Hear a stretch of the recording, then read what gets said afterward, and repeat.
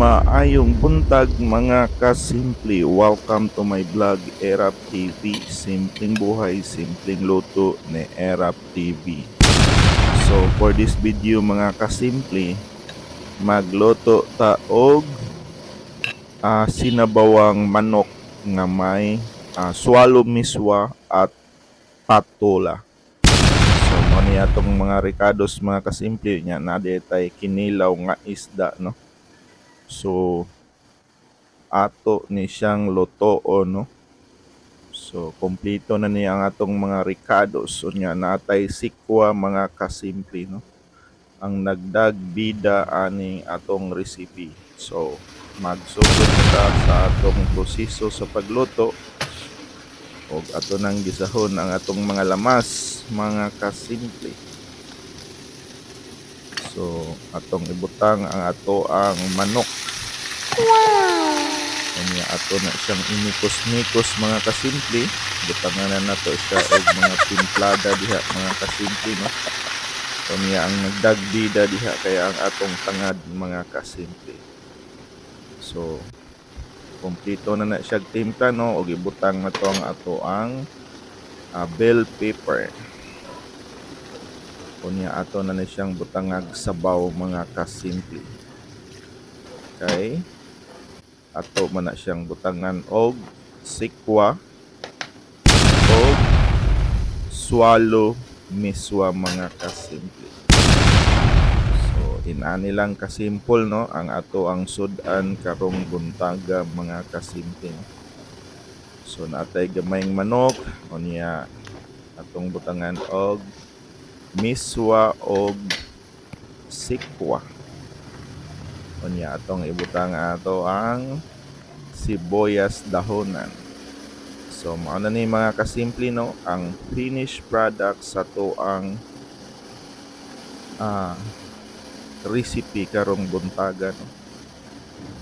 Unya natay gamayng kinilaw nga isda. So kumbati na ni mga kasimple para sa to ang pamahaw. So higop tag sabaw diring napita mga kasimple, no, kay bugnaw kayo ang panahon.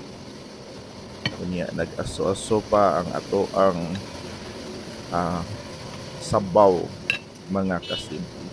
So ganahan na kay kurong loto, no, na naay sikwa.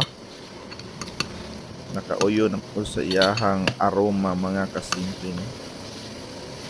Unya mukaon na ta diha kinilaw nga isda nga diwit. So good ra kay ni nga pagkaon mga kasimple. So ingon ani lang kumbati na, no? Mabuhi na ko ani mga kasimple.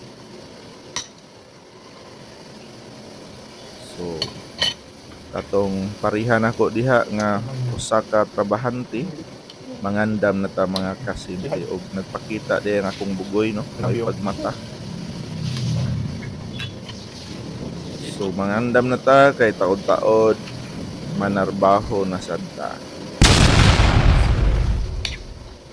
Ingon ana ang ato ang daily rotation sa to ang pinadlaw-adlaw nga mga kalihukan isip usa ka mamumuo. So kaon ta diha mga kasimple, no, nya goods kaya tong pagkaon kay init ang atong sabaw. Unya sayo pa ni kay sa buntag mga kasimple, no, mga naani siya sa oras nga mga 5:55 muni kaon ko sa ato ang pamahaw. So mo man ni akong nakit-an gihapon mga kasimple while naghuna-huna ko unsa na say sudanon. Kunya atong gibutangan og gamay nga kinilaw kay para natay ipare sa ato ang miswa.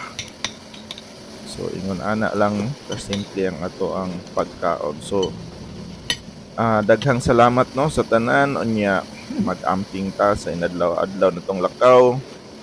Unya, di nato kalimtan ang pagsampit sa Ginoo. God bless.